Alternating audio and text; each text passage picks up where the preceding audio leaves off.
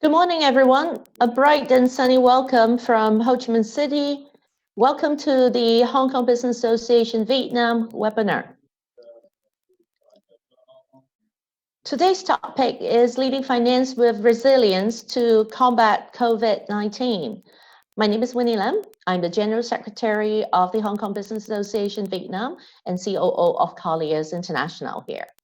I'll take you through the program this morning and we'll moderate the Q&A session later. The complicated and unpredictable developments of the COVID-19 pandemic has significantly affected the global as well as the Vietnam economy. With the aim of understanding the financial impact on organizations so far and assisting businesses to blunt the crisis impact, a few of the tax experts from Deloitte in Vietnam will give us an overview of the government support solutions and how to stay resilient in combating with COVID-19. Let me start by thanking our guest speakers, Mr. Hoàng Pham, Ms. Ha Nguyen, and Ms. Huynh Nguyen from Deloitte. Thank you. We're very lucky to have 10 chambers to co-host today's webinar. Allow me a minute to thank them and their audience.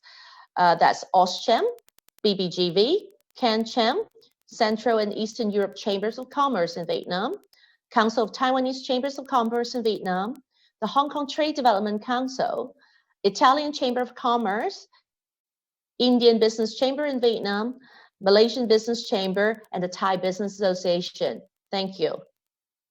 We have two short presentations today, followed by a panel discussion.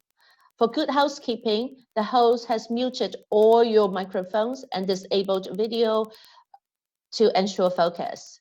You can send in any questions throughout the webinar on the Q&A tab on your control bar. And any questions we cannot answer because we run out of time or irrelevancy, we will get back to you a little bit later privately. If you encounter any technical issue, very often you can just by logging out and log in again. So without further delay, let me quickly introduce the speakers to kick off the event, and there will be a more detailed bio for each later. We have Mr. Hoàng Pham, tax partner of Deloitte Vietnam and also the president of HKBAV Vietnam. Ms. Ha Nguyen, tax director at Deloitte Vietnam, and Ms. Huynh Nguyen, tax senior managers Deloitte Vietnam, who will be joining our Q&A session only. So to start off, Mr. Hoàng Pham will start with his presentation on resilient financial leadership. Mr. Hoàng has almost 20 years of experiences in tax, finance, and business advisory services to the needs of multicultural businesses operating in Vietnam and in a wide variety of industries. He has comprehensive experience in corporate tax compliance and tax planning advisory, works for multinational corporations operations in Vietnam. Additionally, he has been actively contributing to the comments, recommendations to Ministry of Finance regarding the draft tax regulations. So without further delay, Mr. Hoàng, I'm handing over the microphone and the screen to you to start the presentation. Thank you, Winnie. And good morning, ladies and gentlemen. We are so glad to be here with you today, this morning, with like the topic we need just introduce to you, financial leadership during COVID-19. And like we need just introduced, I'm a partner at Deloitte as well as I'm currently the president of the ACCA committee. So I have the privilege to access some of the insight report by both Deloitte and ACCA. And I got the permission to share some of those valuable insights with you today. So first of all, I really want to share with you about, the presentation today would be some information, some insight about some key information, some surveys that we conduct. And, very recently, ACCA had a survey amongst, members and amongst financial institutions members. in both global and Vietnam. And in fact, about the COVID-19 implication on the business. And I believe that this will have some, like information for your consideration in terms of both Vietnam comparing with the world.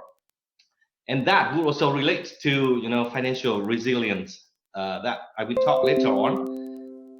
The survey conducted by ACCA at the end of March 2020, so it is right in the middle of the COVID-19 breakdown. In Vietnam, we're lucky to have 280 respondents, 279 in fact, respondents, the highest number ever. And most of them come from, you can see organization in Vietnam, both listed and non-listed, and spread all around, small and medium enterprises as well as large enterprises, and amongst ACCA members as well as non-ACCA members, but most of them are finance leaders in those organizations. Certainly, it is not a very, very big population, but we believe that it has a lot of representative quality. You can see that this is the question, the first question that we raise to those finance leaders. What business impact has your organization faced at the outbreak of COVID-19, and which would be the largest impact? And I believe that a common answer amongst many of us would be liquidity or cash issue, because we all know that at this time cash is king. But surprisingly, in both Vietnam and global, cash is not a biggest concern right now. In fact, it is the second concern.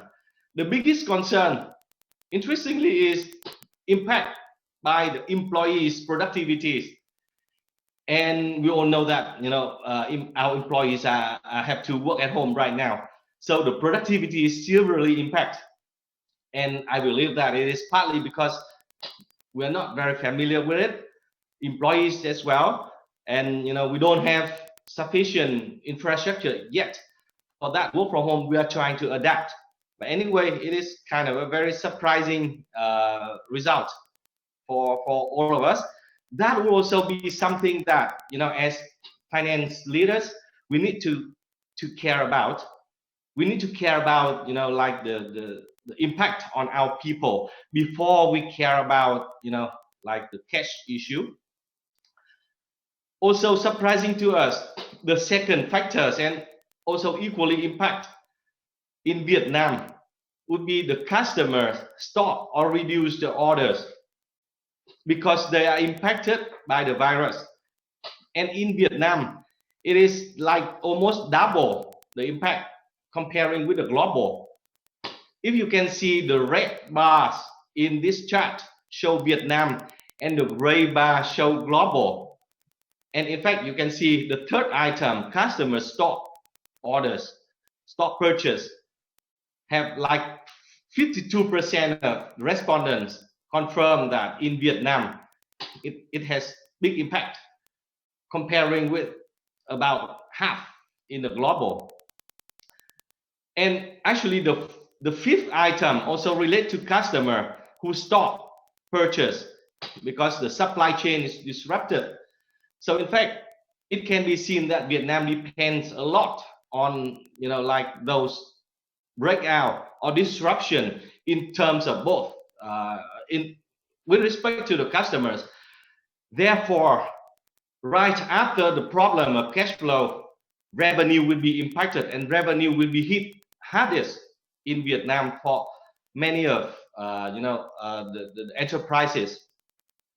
And that will be something as finance leaders we must really care about.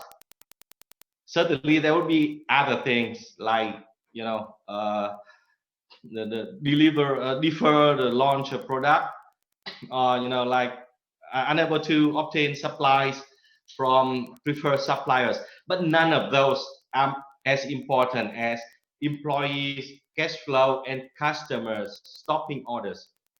That I believe it's not an issue of only finance leaders, but also all the leaders in the companies.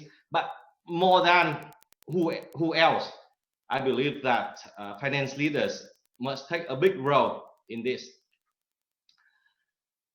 And in fact, according to the survey, about 3 out of 4 finance leaders, that means about 75% expect that the profit will fall this year, and 59% of the finance leader expect that their business will be loss-making in this financial year due to the COVID-19 pandemic.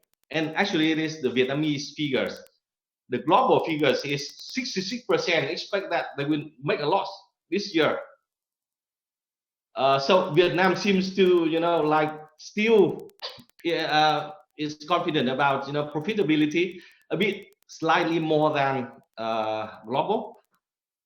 But some worrying fact is that only 24%, 24% of respondents said that they had no BCP in place. BCP stands for Business Continuity Program.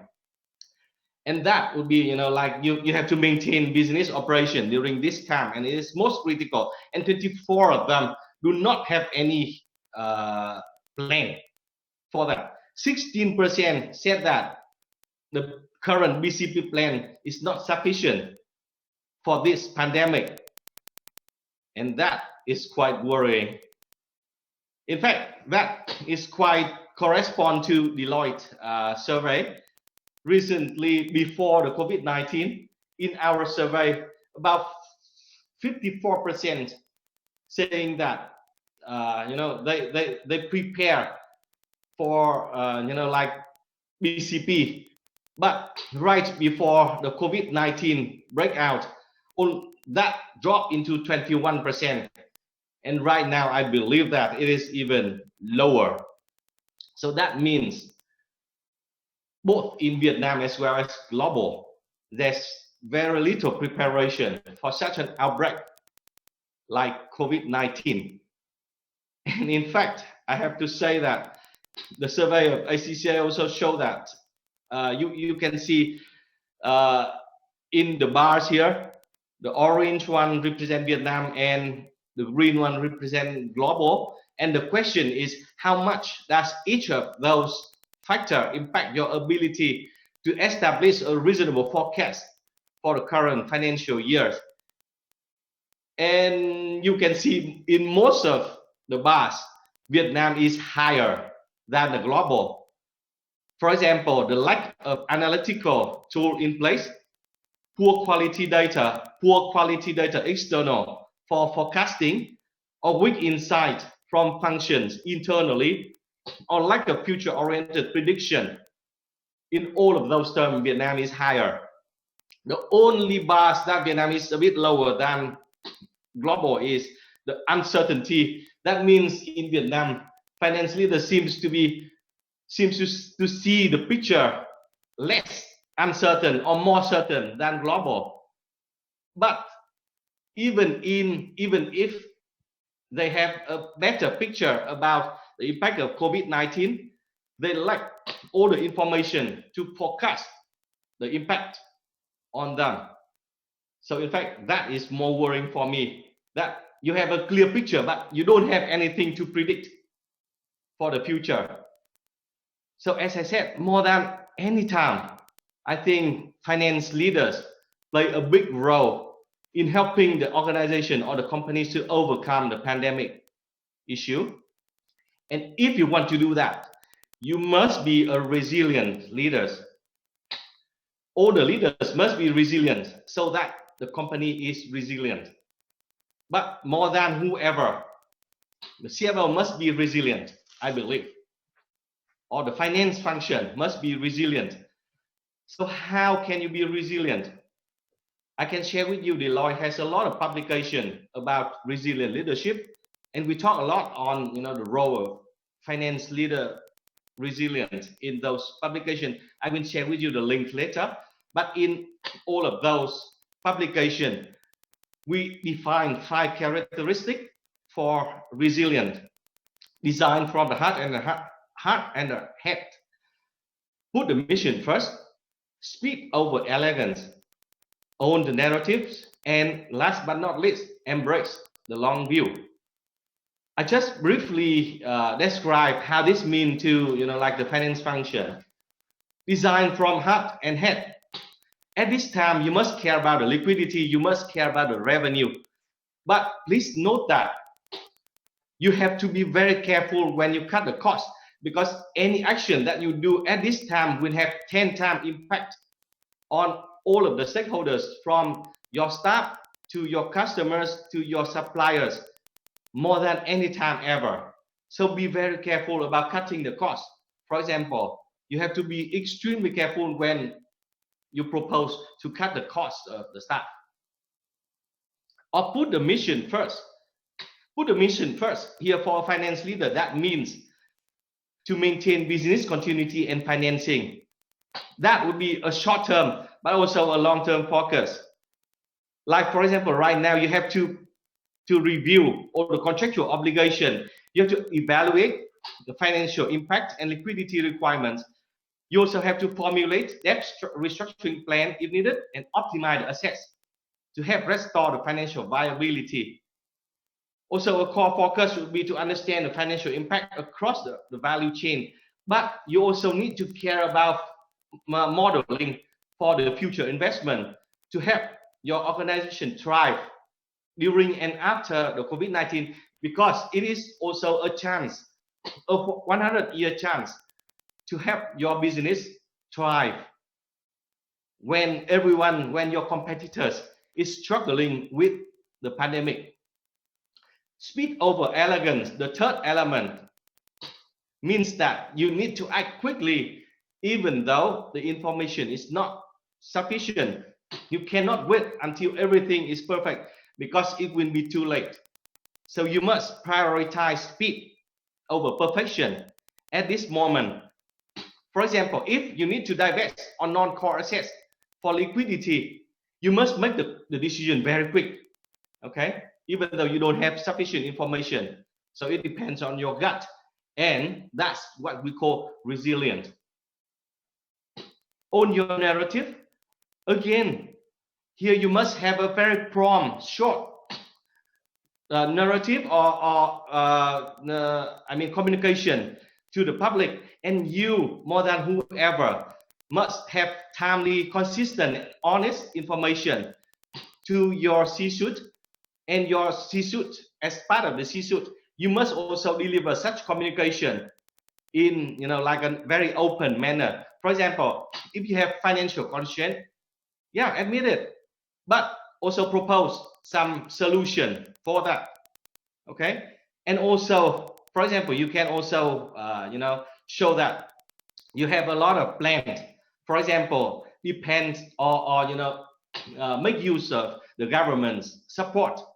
Like, for example, we will talk about the government support later, but you, for sure, you know that the government have very prompt action for delaying the tax payment deadline and the land lease payment deadline for 5 months in the Decree 41, which is a very prompt support. And more than whoever, we must communicate that we have planned to make use of that.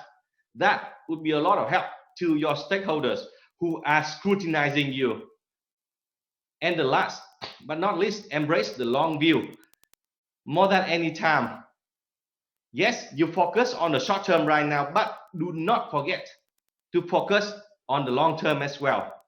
Okay? Because it is the time that you make investment for the future, and make a careful investment will help your company or your organization to be number one in the future, to beat over all the competition, and to take the chance from this pandemic is also one of the very important things. Cutting costs, yes, but be careful on the impact, because, for example, we got from a Harvard Business Review of about 5,000 business during the past 3 recessions, and it shows that those who cut costs the fastest and the deepest have the lowest chance to outperform the competitors. So be very mindful of which cost you cut. Be very mindful of which investment you make. That would make a significant impact that matter in the future. And that would make you a resilient leaders, a resilient finance leaders. And actually here we just share with you, if you want to know more about resilient leadership, here is the publication. And that will be the end of my part about the resilient finance leadership. Now I will hand over to Ms. Ha, who will talk more about the implication of transfer pricing. Ms. Ha, please. Thank you, Mr. Huang. And Ms. Ha will talk a little bit on COVID-19 impacts on intra-group financial transactions. Ms. Ha is a tax director of Deloitte Vietnam. Yes, she has over 12 years of practicing tax and transfer pricing in Vietnam and Malaysia experience.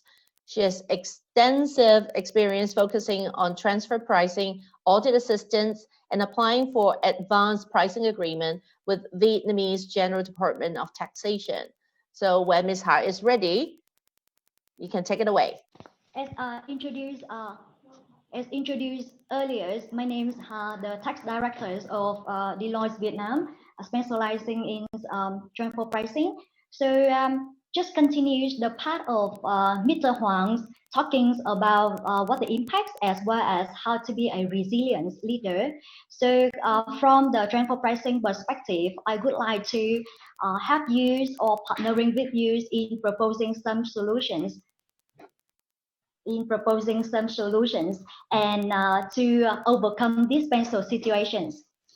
So I believe that in the presentations of ACCA surveys, we already have the results of the respondents. One of this is 95% of the leaders in Vietnam, or 66% of leaders in globally, they respond on the expectations of the loss-making companies in the FY20.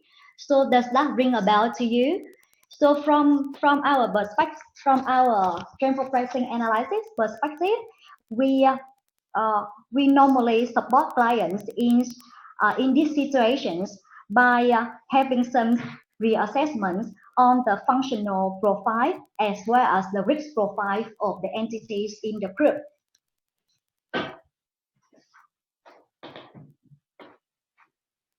So normally, based on our experience, the business of the entities based in the end customers markets, it will normally have a very big impact. So let's us share with you some models. For example, in the distribution model, the principal they based in US, and the distributors with the limited risks they may be based in Hong Kong. So under these special situations, when the customer when the customers suffers under the travel restrictions as well as social distances, so the customers' orders cannot be fulfilled. So of course, the distributors in some countries like Hong Kong, they suffer from the loss makings. So is this fair for only the distributor entities in Hong Kong suffer the loss? And how about the principals? So we already have some transfer pricing analysis supporting those fairly allocations, the loss as well as all the low profitabilities among the principal or entities doing their functions as distributors or, for example, manufacturing. So that's why it's very key for financial leaders to really look at the group supply chain and where all the entities been located. That's why to see if currently with the increased credit risk or financial capacities of each entities in the group with the function they are doing and the risk, if the risk profile is still matching with their doings under these special situations. So we can have the analysis to see if the remunerations or the profit margins for FY20 appropriately allocated. So after talking about the profit margins of the entities, I would like to move to the next solution package. We're talking about the pricing policies. So how about some intergroup financing arrangements as well as the transfer pricing policy, which already been settings years before the COVID situations? Is this viable to still implement the same policy, or do we need to change? For example, let's say for the tangible goods transactions, the sales of goods. So it's when the sale of goods being implemented or taken actions.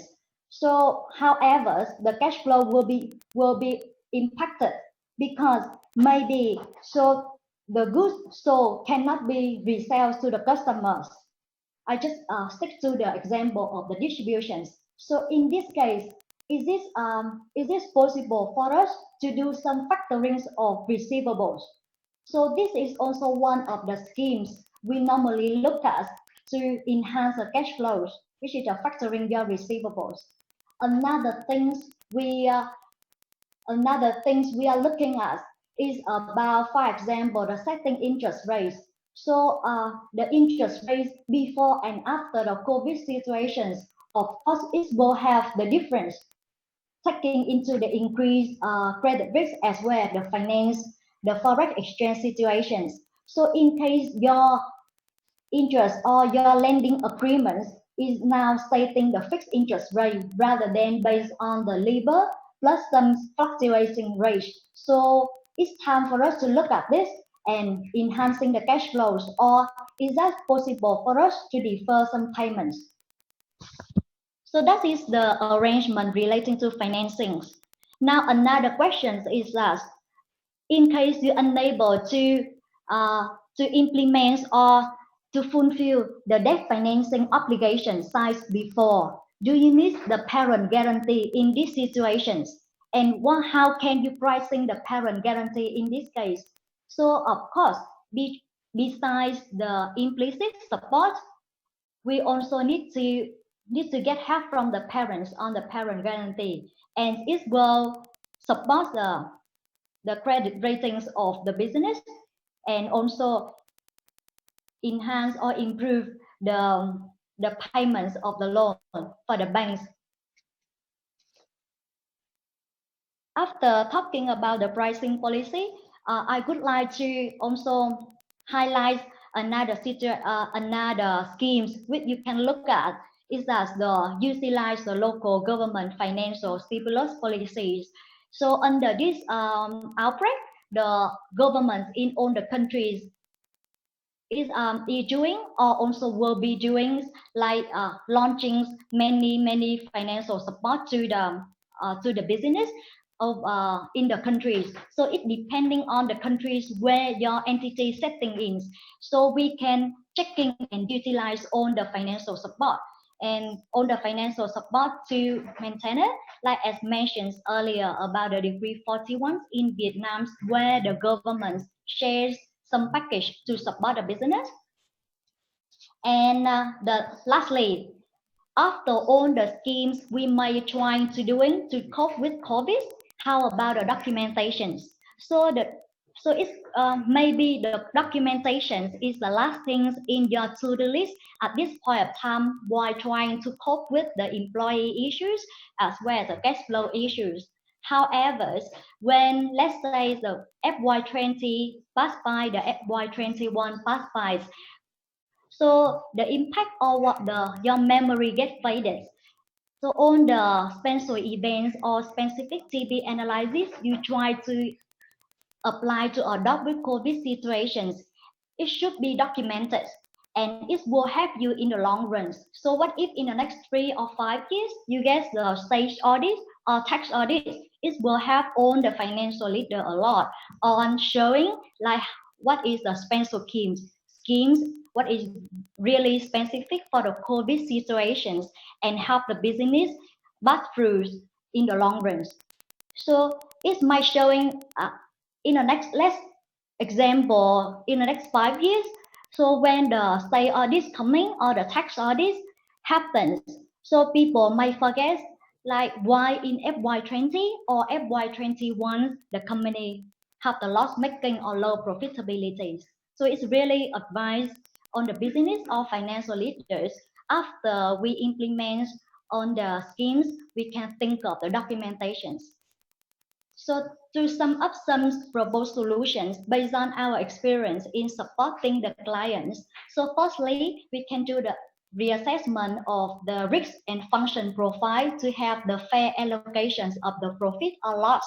The second thing is that we can think of the package on the pricing policy and to see if any renegotiation or revisit needs to be done.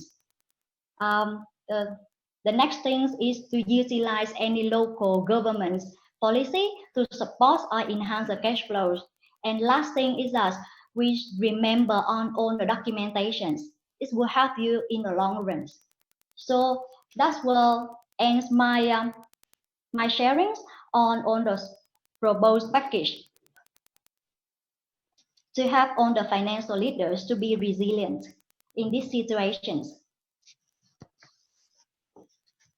The next sections, I would like to hand over to Winnie because this is the panelist where we receive the questions from the audience, and also we are happy to help you out.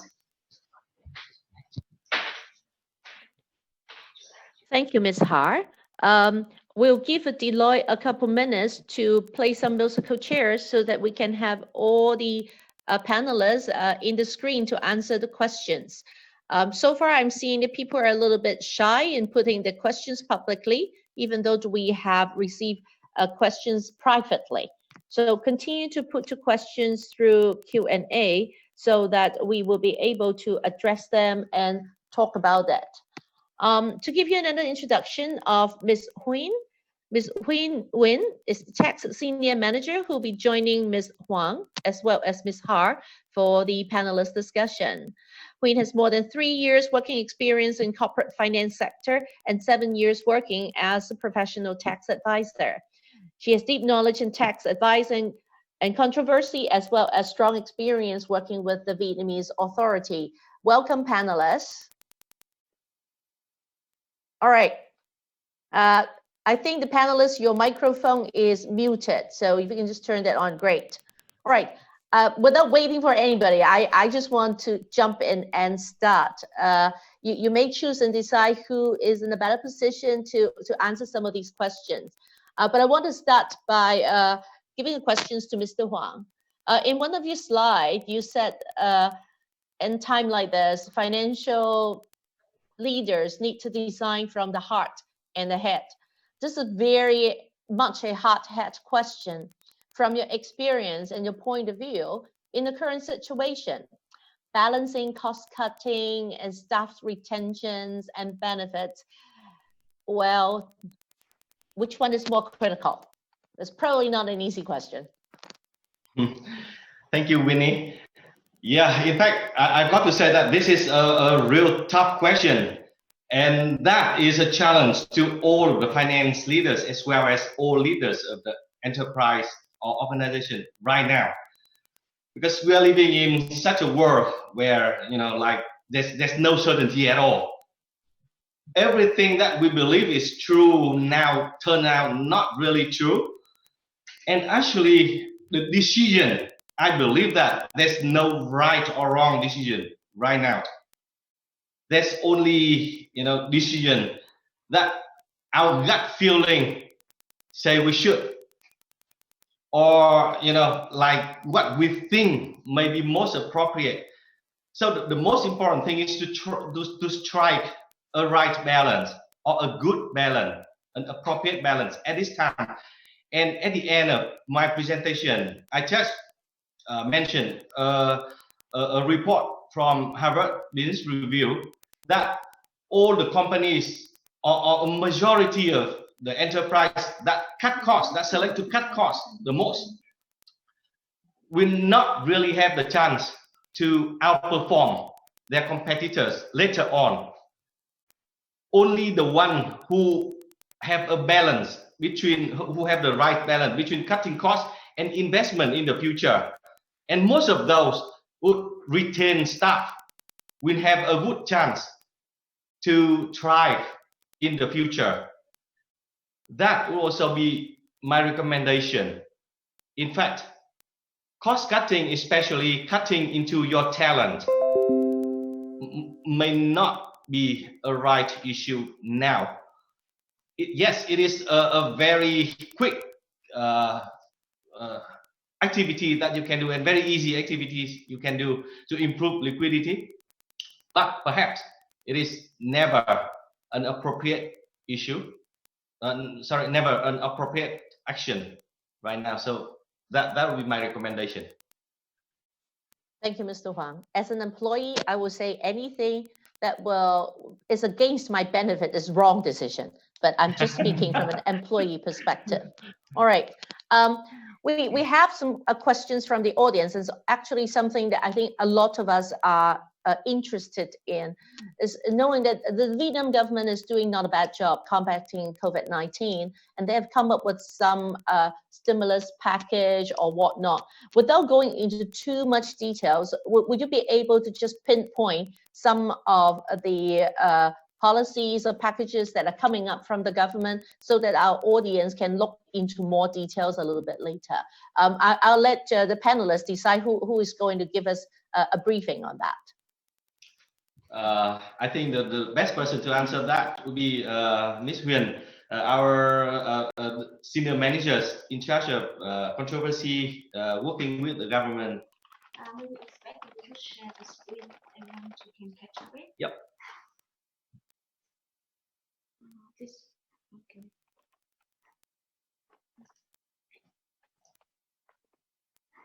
Let me share the screen a bit further on, like.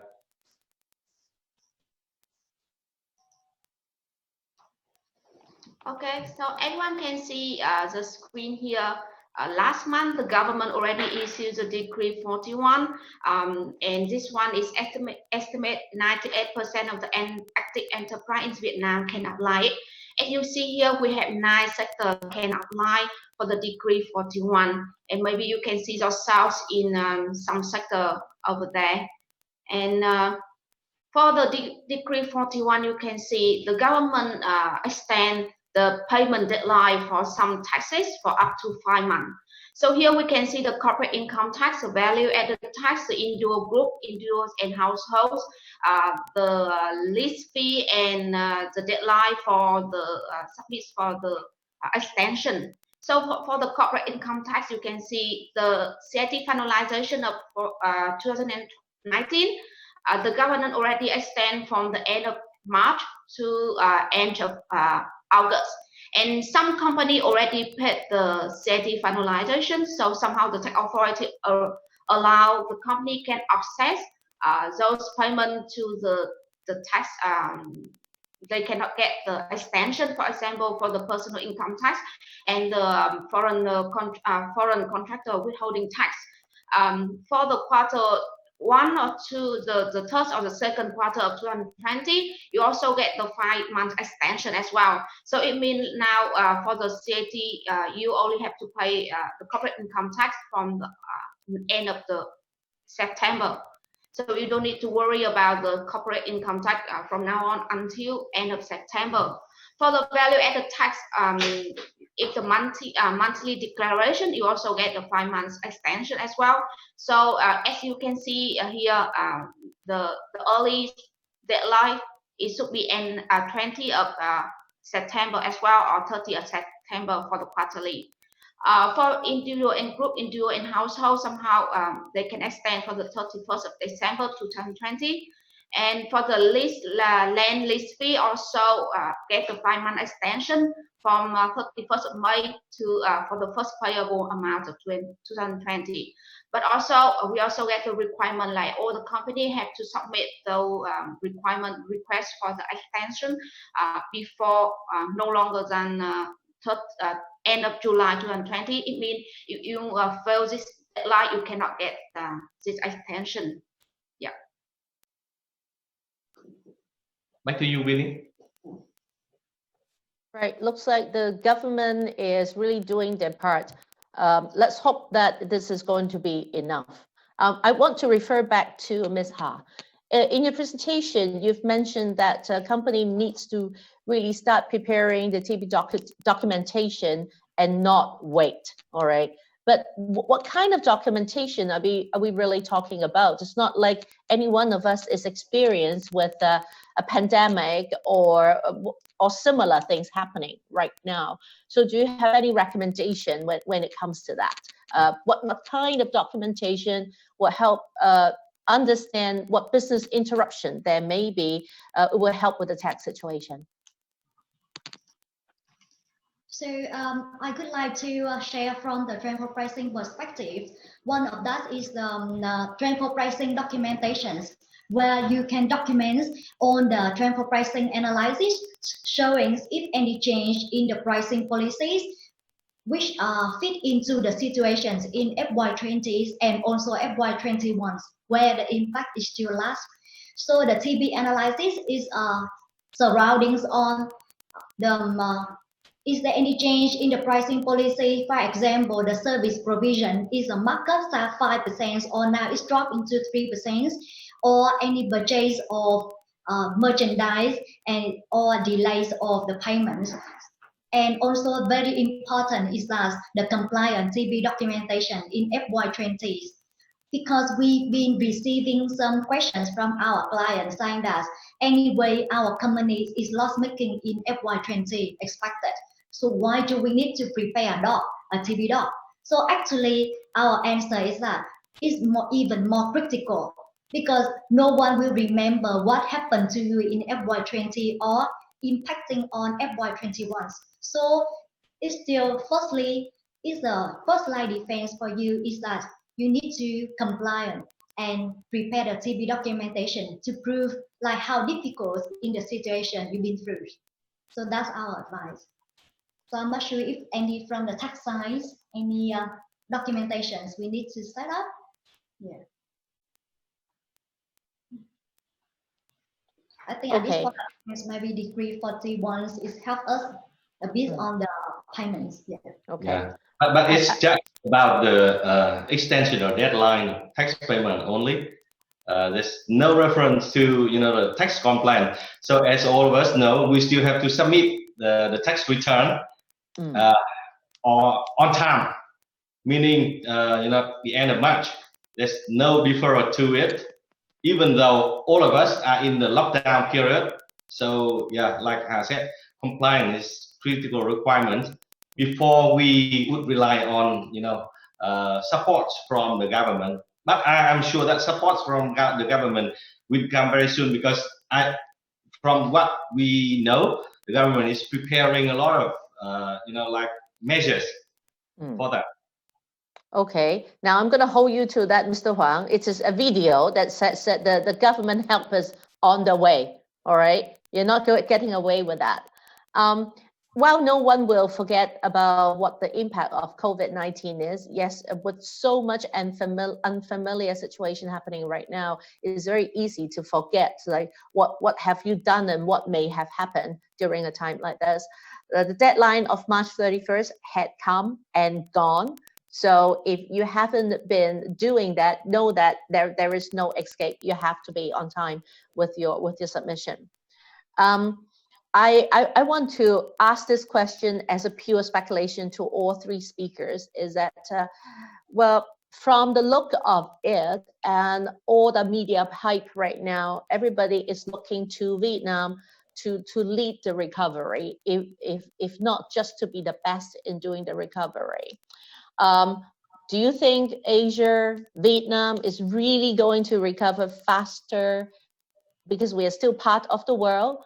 And what suggestions you give CFOs, senior financial leaders, to consider and to take note during the recovery as we look at the next stage of this?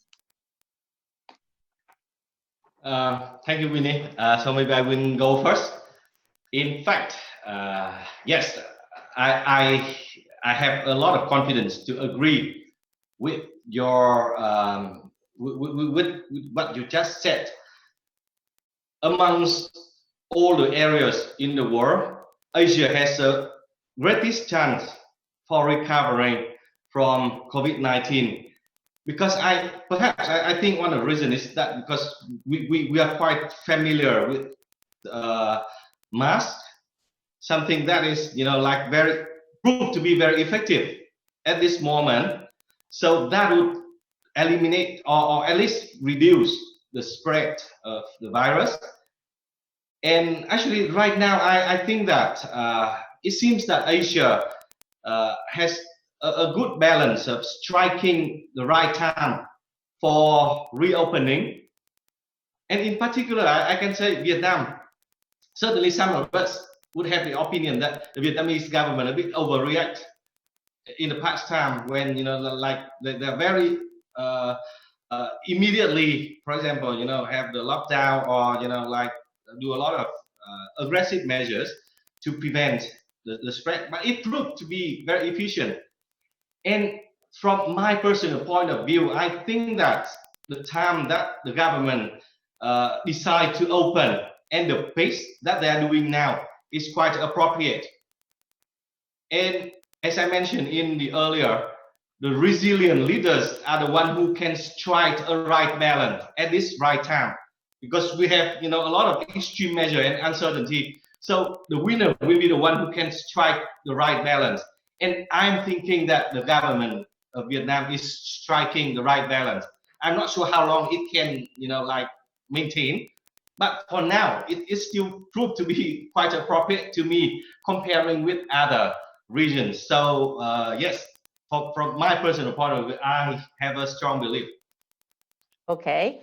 Do our two other panelists has a different opinion, or you want to add something to that? No. Yes. Okay, so I think the Deloitte team is aligned. All right. How about you, Vinny? Do you have any? I think we are very lucky to be in Vietnam right now, seeing all the government actions and seeing what is happening in the neighboring region.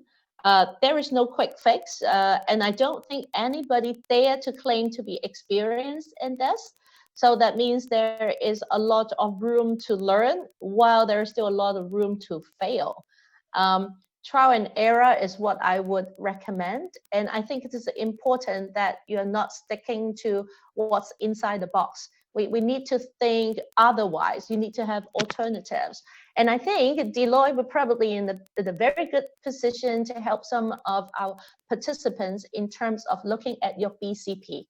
I think it is a very honest answer when so many people is willing to say that while we have a BCP, but the BCP wasn't quite effective. Because I don't know how many companies actually have a BCP and actually do BCP drill to make sure that it works. And honestly, this pandemic has been beyond a lot of people's preparation in terms of how a business is being impacted. Because I honestly said when I wrote my BCP, I wasn't in the frame of mind about the whole world is being impacted. So a lot of the contingency steps actually cannot be enabled. And I don't feel bad that it is not as effective as it should be, but at least I was prepared, and we just push it through and be creative at times like this. And any one of you, if you're needing more assistance in that aspect, you may reach out to Mr. Huang and his team at Deloitte. I think it's about time we draw a close to our webinar today. We have a couple of questions that we will be answered privately because it's not that relevant to what it is here right now, and you'll get it from the team directly. The video of this webinar will be available on the Deloitte YouTube channel in 48 hours, as well as under Hong Kong Business Association, together with a file of the slides that's been shared today. I would like to thank Mr. Huang, Ms. Ha, and Ms. Huyn from Deloitte for sharing your thoughts with us. And to the audience, on behalf of Hong Kong Business Association and Deloitte, thank you for attending, and I hope that you will get out as much as I do. If there is a topic you'd like to hear from Deloitte, HKTDC, or Hong Kong Business Association Vietnam, Or if you're interested in being featured in one of our future webinars, do reach out to us. See you at our next regional webinar organized with Hong Kong Trade Development Council, focusing on the industrial sector in Vietnam on Plan Your Post-Pandemic Strategy with Vietnam in Sight, to be held on May 28th, 2020. So check out our website for detailed information. Once again, thank you panelists, and until we meet again. Thanks. Thank you. Thank you. Yeah. See you soon. Bye-bye.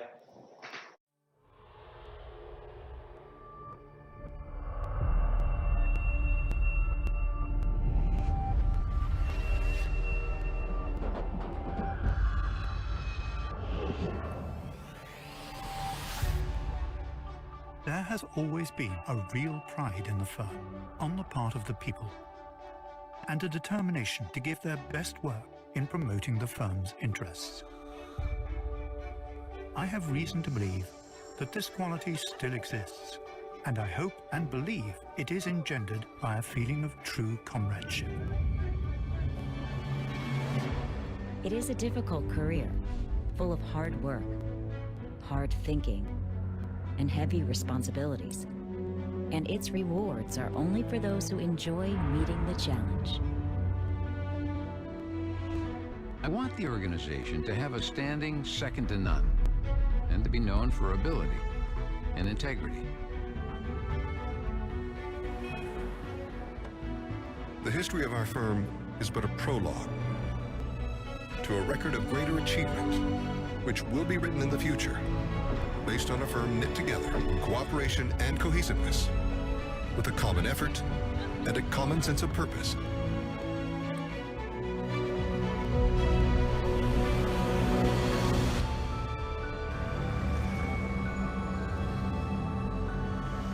No reputation can, however, rest solely upon tradition and past achievement. Everyone connected with the firm has in some measure its good name in their hands. What we are strongly suggests what we can be tomorrow. Tomorrow is, in a real way, presently upon us. It is as though we were on a plane which took off years ago, built of imagination and fueled with hope. We are soaring to a destination which moves ever beyond us. We are onward bound. To be fulfilled by your work, you need a mission. Build something, a business, an organization. Build something to benefit future generations. Just as those who came before us, we must leave the next generation with a Deloitte that is stronger and more sustainable. My challenge to you, dare to imagine, to innovate, to create the Deloitte of the next 175 years, an undisputed and iconic leader.